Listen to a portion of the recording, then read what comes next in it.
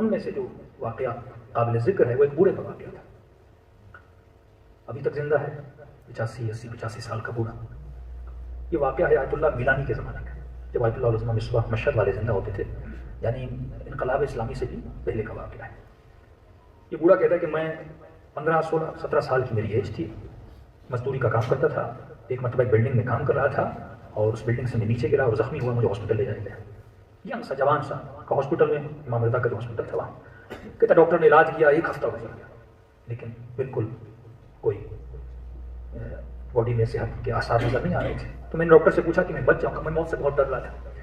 میں نے ڈاکٹر سے کہا کہ میں بچ جاؤں گا، ڈاکٹر نے مجھے اس کے اسٹائل سے لگا کہ جھوٹی سی تسلی تھی کہ آپ بچ جاؤ گے۔ کہا اتنے میں نے امام رضا سے ایک توسل کیا، اللہم صلی علی محمد۔ میں نے کہا مولا رضا اگر میں بچ گیا تو میں آپ کی زری میں 3 تومان نذرانہ ڈالوں گا۔ کہتے میں نے اسے نیت کی اور تھوڑی دیر کے بعد ڈاکٹر آیا اور اس نے نرس کو اشارہ کیا، نرس نے مجھے قبلے کی طرف لٹا دیا۔ اب مجھے یقین ہو گیا کہ میں مرنے والا ہوں۔ کہ جب انہوں نے قبلے کی طرف لٹایا تو جو کھڑکی قبلے کی طرف تھی اس پہ میری نگاہ پڑی اور کھڑکی سے مجھے امام رضا کا گنبد روزہ نظر آیا۔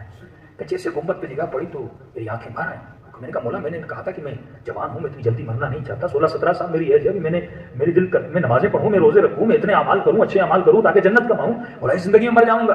اور جب اس نے نرس نے جیسے مجھے پڑھایا تو میں نے رو کے امام رضا کو دیکھا اور میں نے کہا مولا اگر نہیں بچایا تو میں آپ کی شکایت آپ کی بہن سے کروں گا۔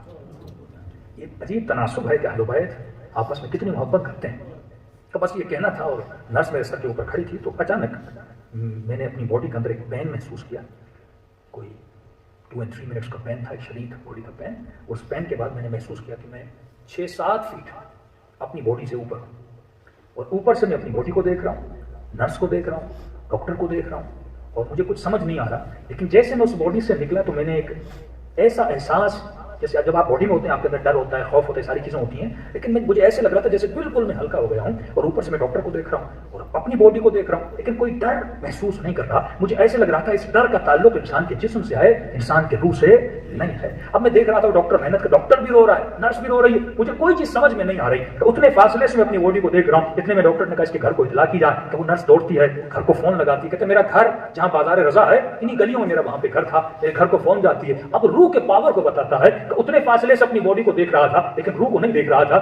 جیسے اس نے میرے گھر کا نام لیا میں نے اپنے گھر کا سوچا، میں اپنے گھر کو دیکھ رہا تھا، ہاسپٹل کا سوچ رہا تھا، ہاسپٹل کو دیکھ رہا تھا۔ یعنی روح کی جو اسپیڈ ہے وہ سوچ کے برابر ہے۔ یعنی آپ امام بارگاہ میں ہیں، ودن دی سیکنڈز آپ کربلا کا سوچیں فوراً کربلا کا خیال آتا ہے، پاکستان کا سوچیں پاکستان کا خیال آتا ہے، اپنے گھر کا سوچیں گھر کا خیال آتا ہے۔ کہ یہی روح کی اسپیڈ تھی، گھر کا سوچتا تھا مجھے گھر نظر آتا تھا، ہاسپٹل کا سوچتا تھا ہاسپٹل نظر آتا تھا، میرے گھر کو پتہ چلا کب میں دیکھ رہا ہوں۔ پہلے رسم تھی کہ جب انتقال ہو جاتا تھا تو وہ گھر کے باہر ایک تابوت رکھتے تھے تاکہ محلے والوں کو پتہ چل جائے اس گھر میں کیا ہو گیا ہے، انتقال ہو گیا ہے۔ کہ انہوں نے تابوت رکھ دیا، ماں کو دیکھ رہا ہوں رو رہی ہے، باپ کو دیکھ رہا ہوں رو رہے ہیں، میں ان سے کہہ رہا ہوں کہ میں زندہ ہوں لیکن کوئی میری بات کو سننے کے لیے تیار ہی نہیں ہے۔ کہ اتنے میں ڈاکٹر نے کہا اس کی باڈی کو سرد خانے منتقل کیا جائے۔ کب میں دیکھ رہا ہوں اچھا وہ سرد خانہ وہاں پہ پچھلا زمانہ برف رکھی جاتی تھی، کہتا ہے کہ میری باڈی کو سرد خانے منتقل کر دیا گیا۔ یہاں سے کہہ رہا ہے کہ میں کسی اور جگہ پہ منتقل ہوا، کیا دیکھتا ہوں کہ ایک باغ ہے، ایک ہرا بھرا باغ ہے، اس باغ میں ایک نہر بہ رہی ہے، اس نہر پر 2 خوبصورت جوان جو ہیں اس پانی کے ساتھ وضو کر رہے ہیں، کیا کر رہے ہیں کہ بیٹھے ہوئے ہیں۔ جیسے انہوں نے مجھے دیکھا کہا کہ تم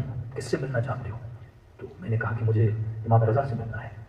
کہ ان 2 جوانوں نے مجھے اشارہ کیا، ایک تخت تھا اس تخت پہ پھر ایک بزرگ بیٹھے تھے، اس کے ساتھ ایک جوان بیٹھے تھے۔ کہ وہ سامنے جو دیکھ رہے ہو نا وہ میرے بابا امام رضا ہے۔ کہتا میں آگے بڑھا، محسوس ایسے ہو رہا تھا جو تخت پہ بیٹھے ہوئے تھے وہ امام موسیٰ کاظم تھے، ان کے ساتھ بغل میں جو بیٹھے ہوئے تھے وہ امام رضا تھے۔ انہوں نے مجھے میرے قریب بلایا اور میرے بغیر سوال کیے ہوئے مجھے کہا کہ وہ نہر میں جو وضو کر رہے ہیں وہ پانی تم پی لو۔ تو ان کے کہنے پر میں وہاں پہ گیا، ایک گھونٹ میں پانی کا لیا، تو بس جیسے وہ پانی پینا تھا پھر میں نے خود کو محسوس کیا ایک اندھیرا ہے، ایک اندھیری جگہ پر ہوں۔ اچانک مجھے سردی لگنے لگی، جب میں نے دائیں بائیں دیکھا تو میری باڈی پہ کوئی کپڑے نہیں تھے۔ میں نے وہیں پہ محسوس کیا کہ میں کہاں پر ہوں، سرد خانے کے اندر ہوں۔ اب کہتا ہے جب باڈی سے روح نکلی تھی تو ڈر نہیں تھا، اب جیسے روح اس باڈی میں واپس آئی پھر سے وہی ڈر میرے وجود میں آ گیا۔ اب میں نے باہر نکلنے کی کوشش کی، دروازہ بند تھا، اتنا اندھیرا کہ میرا دل پھٹنے لگا۔ کہتا میں نے پھر وہاں سے آواز دی کہ امام رضا آپ نے میری مدد نہیں کی، میں آپ کی شکایت آپ کی بہن سے کروں گا۔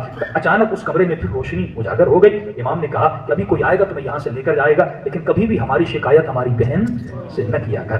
اتنے میں امام نے کہا ہاتھ آگے بڑھا، میں نے ہاتھ آگے بڑھا، امام نے 3 تومان میرے ہاتھ میں رکھے، کہا یہ وہ جو نظر تم نے کی تھی یہ وہی نظر ہے، جب جاؤ تو جا کر میری زری میں ڈال دینا۔ کہ پھر سے اندھیرا ہو گیا، باہر سے کوئی فرد آیا، اس نے میری آواز کو سنا، اس نے مجھے باہر نکالا۔ مجھے پھر پتا چلا پورا 1 ہفتہ میری باڈی اس سرد خانے کے اندر پڑی ہوئی تھی۔ اب ہاسپٹل لے جایا گیا، وہ ڈاکٹر پریشان ہے، جسے 1 ہفتے تک ہم نے سرد خانے میں رکھا وہ جوان پھر سے زندہ ہو گیا ہے۔ کہتا اس نے کہا تجھے کس طرح پھر زندگی ملی؟ کہ بار بار کہنے لگا کہ امام رضا کی دعا سے زندہ ہوا ہوں، امام رضا کی دعا سے زندہ ہوا ہوں۔ اب میرے ہاتھ میں وہ 3 تومان تھے، ڈاکٹر نے کہا ہاتھ میں کیا ہے؟ کہ 3 تومان امام رضا نے دیا ہے۔ سارے پریشان، اس کو اندر ڈالا تھا، کوئی پیسہ اس کے ہاتھ میں نہیں تھا، پھر اس کے ہاتھ میں یہ سکے پیسے کہاں سے آئے؟ ڈاکٹر نے کہا پیسے مجھے دو۔ کہ جیسے لینا چاہتا تھا کان میں آواز آئی اسے نہیں دینا۔ کہ مجھے گھر لے جایا گیا، پھر باپ نے کہا یہ پیسے مجھے دو جو امام رضا نے تجھے دیے ہیں، کان میں آواز آئی نہیں دینا۔ کہ میری ماں نے جب مجھ سے مانگا کان میں کوئی آواز نہیں آئی، پھر اپنی امی کو دیا، امی نے پھر مجھے واپس دیا، پھر مجھے آیت اللہ العظمیٰ میلانی کے پاس لے جایا گیا۔ آغا میلانی نے کہا یہ 3 تومان مجھے دو۔ کہ پھر میں نے ان کو عطا کر دیے۔ کہ میرے لال باپ نے مانگا تو نے نہیں دیے، ڈاکٹر نے مانگا تو نے نہیں دیے، صرف ماں کو دیے اور مجھے دیے۔ تو قبلہ جب وہ مانگتے تھے کان میں آواز آتی تھی،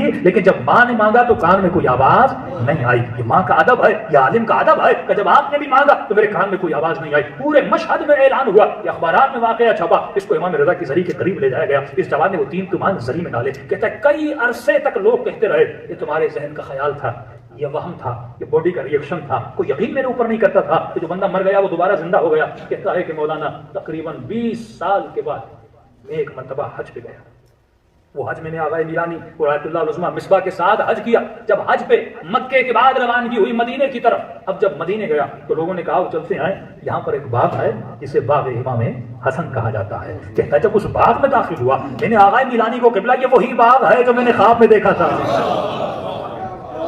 یہی وہ باغ ہے جہاں امام رضا بیٹھے ہوئے تھے، یہی وہ۔ لوگوں نے کہا اس کو یہیں پہ روک دو، تم تو پہلے مکے اور مدینے نہیں آیا۔ تو مجھے پتا اس باغ کی کون سی چیز کہاں پہ پڑی ہوئی ہے، اس نے ہر چیز بتائی۔ پھر لوگوں کو یقین ہوا اگر اسے زندگی ملی ہے تو اہل بیت کے صدقے میں زندگی ملی ہے۔